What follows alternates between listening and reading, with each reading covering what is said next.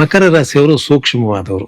ಸಾಡೆ ಸಾತಿ ನನಗಿದೆ ಸರ್, ಎಲ್ಲ ಯೂಟ್ಯೂಬ್ ಅಲ್ಲಿ ನೋಡಿದ್ರೆ ಎಲ್ಲ ಹಂಗ ಹೇಳ್ತಾರೆ, ಹಿಂಗೆ ಖಂಡಿತ ಹಂಗ ಅನ್ಕೋಬೇಡಿ. ನಾನು ಹೇಳ್ತೀನಲ್ಲ, 18-20 ವಯಸ್ಸು ಒಳಗೆ ಇರತಕ್ಕಂತ ಸಾಡೆ ಸಾತಿ ಅವರಿಗೆ ಈ ವರ್ಷ ಸಾಡೆ ಸಾತಿ ಬಿಡ್ತಾ ಇದೆ. ಅಂದ್ರೆ ನಿಮಗೆ ಇರ್ತಕ್ಕಂತ ಆ ಓದೋದೇ ಬೇಡ ಅಂತಿದ್ದವ್ರಿಗೆ ಕೂಡ ನಾನು ಓದ್ತೀನಿ. ಇದು ಅಂದ್ರೆ ಇವ್ರಿಗೆ ಲಾಸ್ಟ್ 2.5 years ಲಾಸ್ಟ್ 2.5 years ನಡೀತಾ ಇದೆ. ಹಂಗಂದ್ರೆ ಎಲ್ಲ ಕೊಟ್ಟು ಹೋಗ್ತಾರಲ್ಲ. ಕೊಟ್ಟೋಗ್ತಾರೆ, ಅದೇ ಒಳ್ಳೇದ್ ಮಾಡೋಗ್ತಾನೆ. ಮಧ್ಯಮ ವಯಸ್ಸಿನವರಿಗೆ, ಈ ಕೆಲಸ ಕಾರ್ಯ ಹುಡುಕ್ತಾ ಇದ್ದವರಿಗೆ, ನಾನು ಚೇಂಜ್ ಮಾಡಕ್ ಹೊರಟಿದ್ದೀನಿ, ನನಗೆ ಸಿಗ್ತಾ ಇಲ್ಲ ಅನ್ನೋರಿಗೆ ಹೊಸ ಕಾರ್ಯ ಸಿಗುವಂತಹ ಚಾನ್ಸಸ್ ಇದೆ.